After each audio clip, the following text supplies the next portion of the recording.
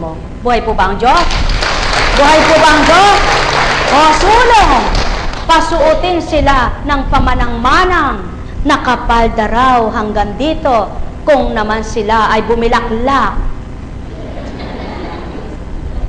Nakita ng mga pasyenteng lalaki, aba, yung pala kang alagad na yon, bakit po?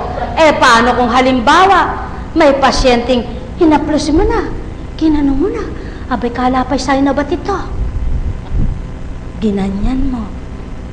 Sabi sa'yo, kung pantalon, magagasgas siya sa tigas ng piston. Buhay po ba ang Diyos? Buhay po ba ang Diyos?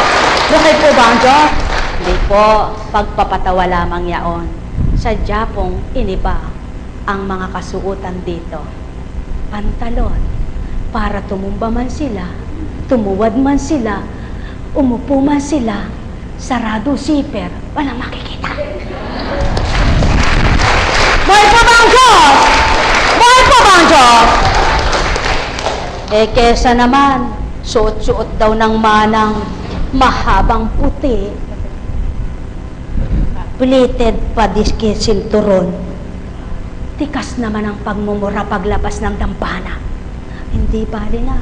Kaya kayo mga lagat ko, pakita nung di kayo nagmumura. Buhay po ba ang Diyos? Buhay po ba ang Diyos? Kaya mga mahal, nasyahan na po ba kayo sa paliwanag sa uniforme? Kasi po may nagtatanong, kaya pinaliwanag ko.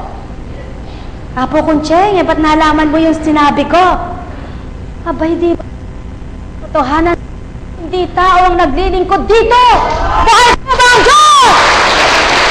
Tao, ginamit humaplos sa palad ninyo. Ginamit ang palad haplos sa kita nyo. Subalit hindi ang tao ang nagpapagaling kahit ang kapwa nyo. Sapagkat kung tao, walang maling at wala kayo rito.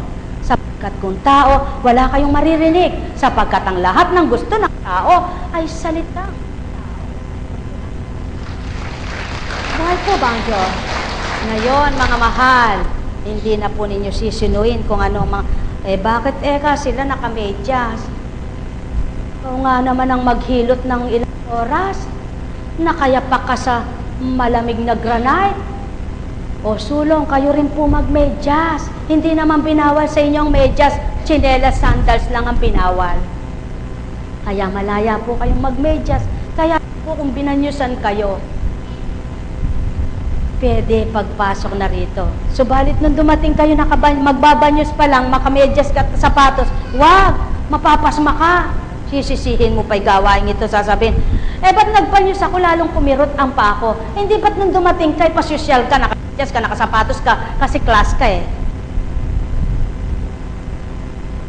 Kaya pagkatapos ng banyos, ka nang magmedyas. Tama po ba?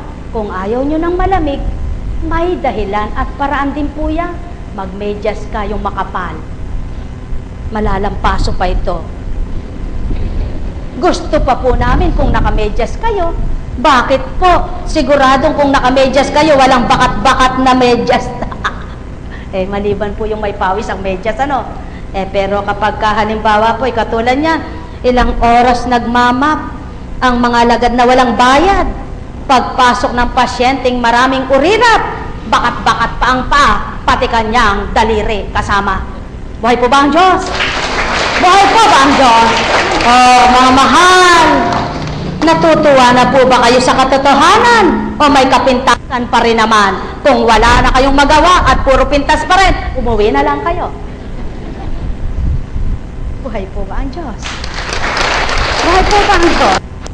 Kaya alam niyo po, hindi po ba't maliwanag ang katotohanan na tinuran sa banal na kasulatan? Ang tapatang magsama at ang nagsasamang tapat, nagkakaisa sa mabuti at masama. Tama po ba? Bakit po sa mabuti at masama? Di po ba't mayroong tapat na magsama kahit masama ginagawa nila? Magnakaw tayo doon bukas. Magnakaw tayo dyan bukas. Nagkakaisa sila kahit masama ginagawa. Subalit yung mabubuti, bukas dadalo tayo ng gawain. Anong oras ganito at ganyan. Nagkakaisa sa bawat ng kapwa. Kaya tao, saan ka pipili? Sa pakikisama?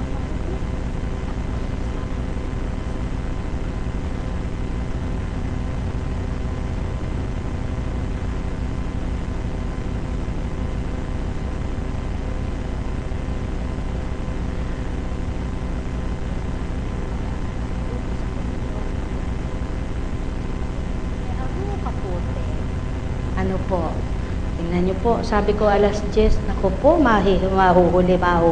Alam niyo po, ang aga ko pang dumating. Alas 12, di nakapagpahinga pa ako. Hindi po ba? Eh, samantalang ng tao pag kinwenta, naku, eka, pupunta ako doon, wala naman eka akong bayad. Mapapagod lang ako. Alam niyo po, pag kinwenta niyo yung walang bayad, hindi kayo makagagawa ng mabuti sa kapwa niyo. Kapag kinwenta niyo ang biyaya ng amang palihim na ibibigay sa inyo, naku, araw-araw gusto niyo. Buhay po ba ang Diyos? Buhay po ba ang Diyos? Sapagkat ang lihim na binibigay ng Ama na di mo masusuri, maliban damhin mo. Kapanatagan ng kalooban mo, kagalakan ng puso mo, at payapang kaisipan mo. Magandang umaga, mga mahal ko. Buhay po ba ang Diyos? Gusto mo na umuwi? Hindi ho.